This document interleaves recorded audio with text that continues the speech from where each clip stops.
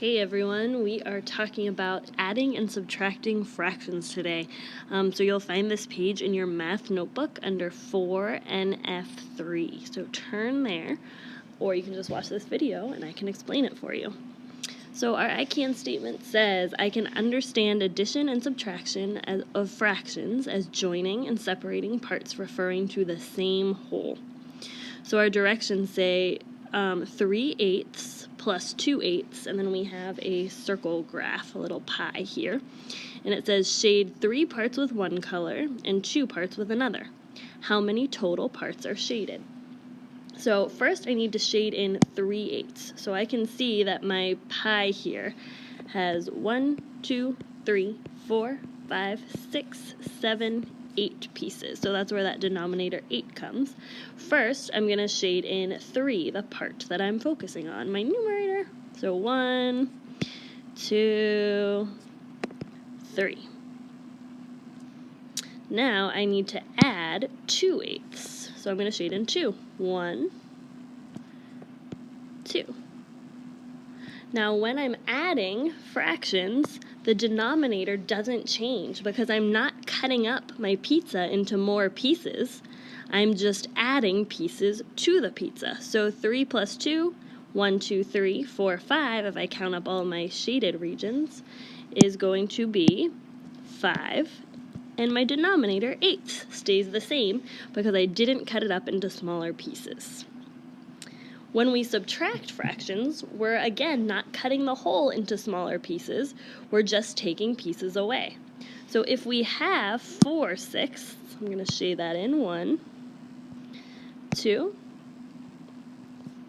3, and 4. Then I need to subtract 3/6. Again, 6 is not going to change because I'm not cutting my pizza into different pieces, I'm just taking pieces away. So to subtract 3/6, I'm going to erase 3 of the pieces that I shaded. 1, 2, 3. And now I can see I'm left with 1/6.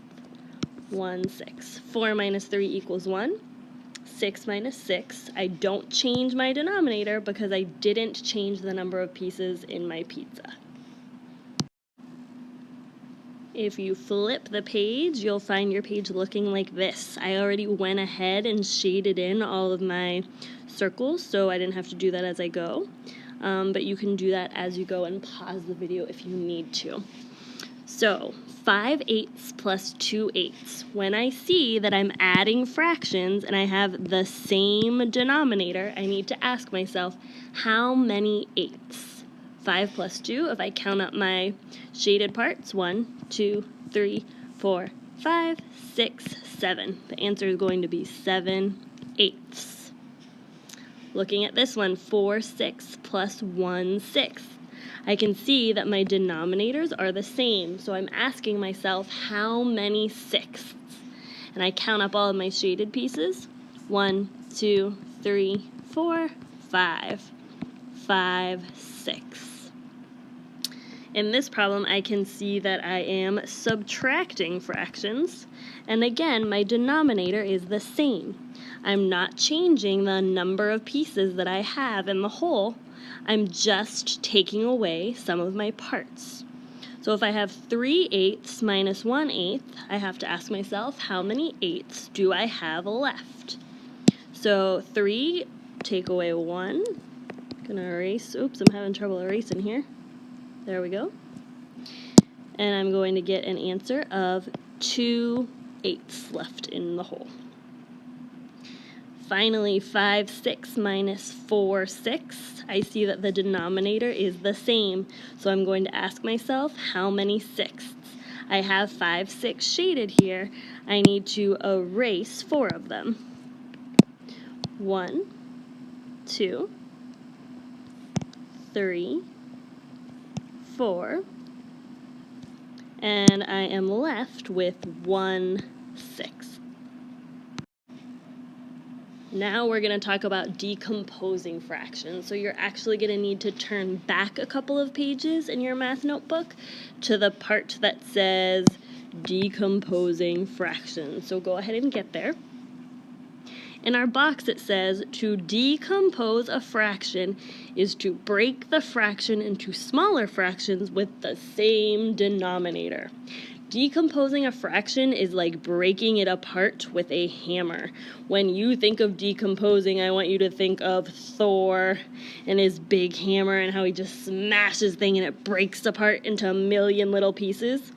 That's what we're doing when we're decomposing fractions. We are being Thor. So if we have the fraction 5/6, we can break it apart any way we want as long as we keep our denominator 6. So I can have 4/6 plus 1/6. If I add those together, I'm going to get 5/6. I can have 3/6 plus 2/6. If I add those together, 3 plus 2 is 5. My 6 stay the same, because remember, I'm not breaking my pizza apart or changing the number of pieces in the whole. I'm just adding more pieces. I could break 5/6 apart into 2/6 plus 2/6 plus something. Well, I know 2 plus 2 equals 4, plus 1 more would equal 5. So 2/6 plus 2/6 plus 1/6 is 5/6 decomposed. If I have 3/6, I could also add 1/6, that would give me 4/6. And 1 more 6 would get me 5/6. Another way I could do it is with all ones. 1/6 plus 1/6 plus 1/6 plus 1/6 plus 1/6. Ooh, sound like a broken record. Equals 5/6. So when we are decomposing fractions, I want you to channel your inner Thor, break them apart. Your denominator is going to stay the same, but your numerator is what changes. If you flip to your next page in the notebook, your directions say, find 2 ways to decompose each fraction. Remember, when we are decomposing a fraction, we are breaking the numerator apart with a hammer like Thor. So pretend to be Thor and get your hammer out and break it apart. But remember, the denominator is going to stay the same. So you might have different answers for me. There's more than even 2 ways. It asks us to find 2. There's even more than that you can decompose these fractions, but I'm going to give you some examples. If I have 3/4, one way I could do it would be 2/4 plus 1/4, because 2 plus 1 equals 3. How many fourths? 3/4. Maybe I want to do it 1/4 plus 1/4 plus 1/4. That would also equal 3/4. Looking at my next one, 4/5. I need to decompose it, smash it with a hammer. 4/5. My 5th is going to stay the same. I need to find different ways to make 4. I could do 2/5 plus 2/5. That would work because 2 plus 2, how many fifths? 4/5. I could do 3/5 plus 1/5, because 3 plus 1 equals 4. How many fifths? 4/5. Let's try it with 7/8. Maybe I want to do 4/8 plus 3/8. My denominators are the same, and I ask myself, how many 8s? 4 plus 3 equals 7/8. Maybe I want to do 3 numbers and say 3/8 plus 3/8 plus 1/8. 1/8.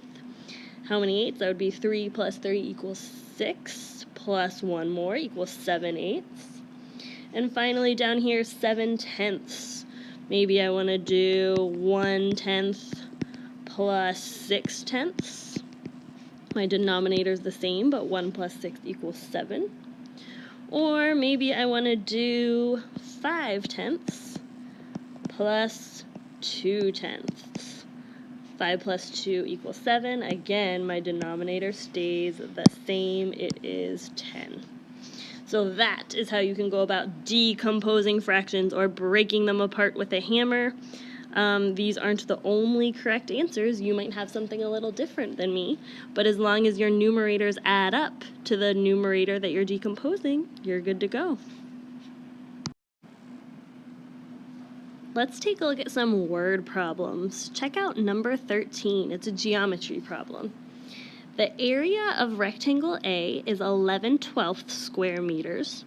The area of rectangle B is 8/12 square meters. How much larger is rectangle A? Now there's some things that might trick you, so don't forget the very first thing you should do is bracket the question. How much larger is rectangle A? We know that how much larger means we're going to subtract. We're looking for the difference between rectangle A and rectangle B. So I see here that it says the area of rectangle A.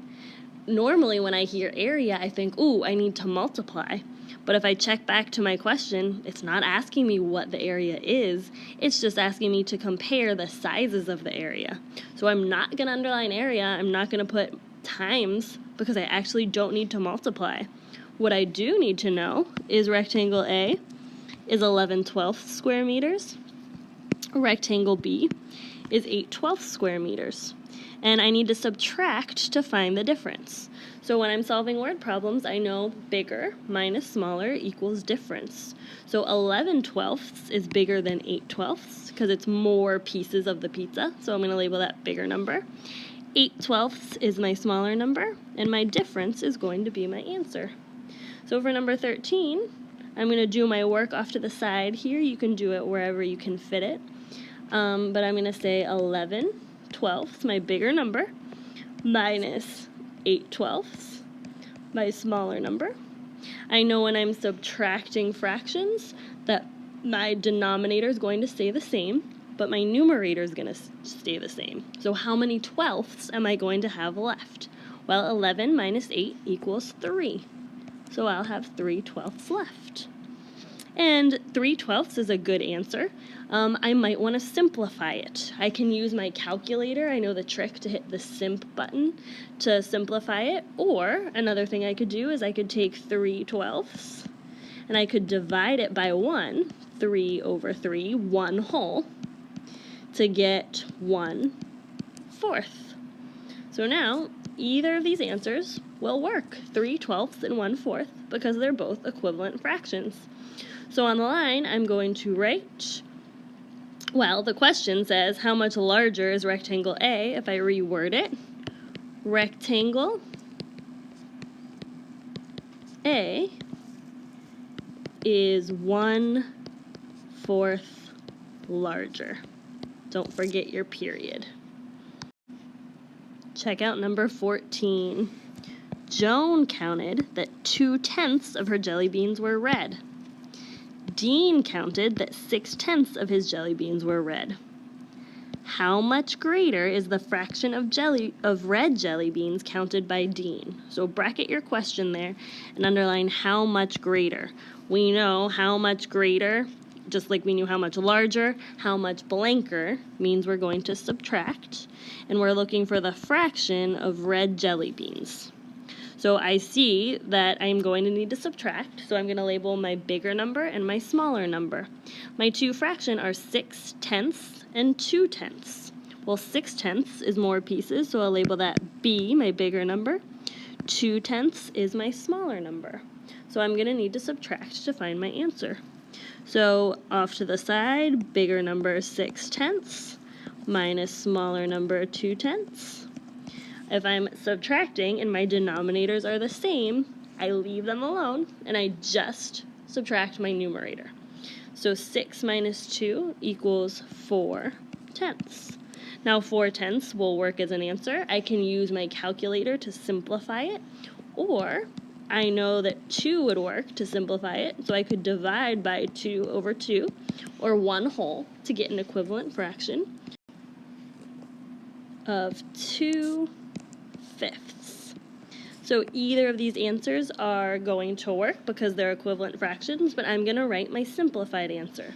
Check out the question. How much greater is the fraction of red jelly beans counted by Dean? Dean's fraction is 2/5 greater. Period. Number 15 asks us to think about the process. So before we even read the question, if we look at our choices, A, B, C, and D, we can see that they're not even asking us to come up with an answer. It looks like we need to pick an expression. So let's read the problem and figure out what we need to do. On the weekends, Paul jogs 9/10 of a mile. On the weekdays, Paul jogs 5/10 of a mile.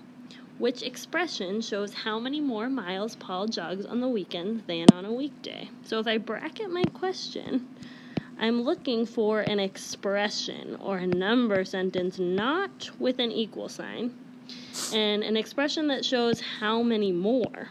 How many more I know means I'm going to need to subtract. So if I look at my important information, I have Paul 9/10, and that goes with weekends. I have weekdays, Paul 5/10. If I see how many more and I'm subtracting, I need to label my bigger number and my smaller number. So my bigger number is 9/10, my smaller number is 5/10, and the difference is going to be my answer. So I know subtraction is set up bigger minus smaller equals difference when I'm comparing. Now I know I don't need this equals part because it just said expression, not an equation. An expression does not have an equal sign. So I just need to fill in these first numbers. So my bigger number I labeled as 9/10. My smaller number is 5/10. So I'm looking for an answer that matches this, 9/10 minus 5/10. If I look at my choices, I see A has a plus sign, so I know it can't be that. C has a plus sign, can't be that, but B and D are subtraction problems, so I'll see which one matches. 9/10 minus 5/10 matches what I got. 5/10 minus 9/10 is saying the smaller number minus the bigger number, and we know that's not right, so the choice has to be B. Okay, last one, number 16. In a classroom, 2/12 of the students play baseball, 4/12 play football, 1/12 are in the chorus, and the rest participate in volunteer programs. So this rest is a missing part, the rest that do volunteer programs. The question asks, what fraction of the students participate in volunteer programs? So I'm looking to find the volunteer programs. Also, it says explain your answer. So this is a show and explain. I have to show all of my work and then explain why I did what I did in words. So looking at my problem, I see that 2/12 is part of the students that play baseball, 4/12 is another part that plays football, and 1/12 is the other part that is in the chorus. And then we have the rest that do volunteer programs, that's our missing part. So I'm going to have to add up my parts that I know and then subtract from the total of students to get my missing part. So that means this is going to be a two-step problem. So I'm going to draw a line down the middle, and the first thing I'm going to do is add up my parts. So 2/12 plus 4/12 plus 1/12 equals, now I know when I'm adding fractions and my denominators are all the same, I just add up my numerators because I'm not changing the equal parts in the whole. So 2 plus 4 is 6, plus 1 more is 7, and I get 7/12. So I know this is all the students who play baseball, football, and are in the chorus. I need to find out the rest and that they participate in volunteer programs. So I know I need to subtract. I'm going to need to do total minus part equals my missing part. Now the problem doesn't say how many students there are, but we have fractions. Because all of my fractions are in 12ths, I know that they're split up into equal parts of 12. So a whole would be 12/12. So there's my total. Then the part that I know is the part that came from adding the other parts, 7/12. And I can subtract to find my missing part. Same denominator, so that stays the same. I just changed my numerator. 12 minus 7 equals 6/12. I can leave it like that, or I can simplify it. I can use my calculator to simplify it, or I could just divide by 6/6, or 1/2, to get an equivalent fraction of 1/2. That is the number of students that participate in volunteer programs. I wrote my explanation at the top for you so we can look at it together. So I said first, notice I used a transition word to say the first thing I did. I added the parts 2/12, 4/12, and 1/12 to find out 7/12 of the students participated in most activities. That's what I did right down here when I found out 7/12. Then I'm going to tell about my next step. So I use another transition word. Then I subtracted the whole 12/12 and 7/12 to find out 6/12 volunteered. So that's the part that I did right here when I got my 6/12. I simplified 6/12 to get the equivalent fraction 1/2. That's the part that I did right here when I divided by 6/6. So there's your explanation. Great work.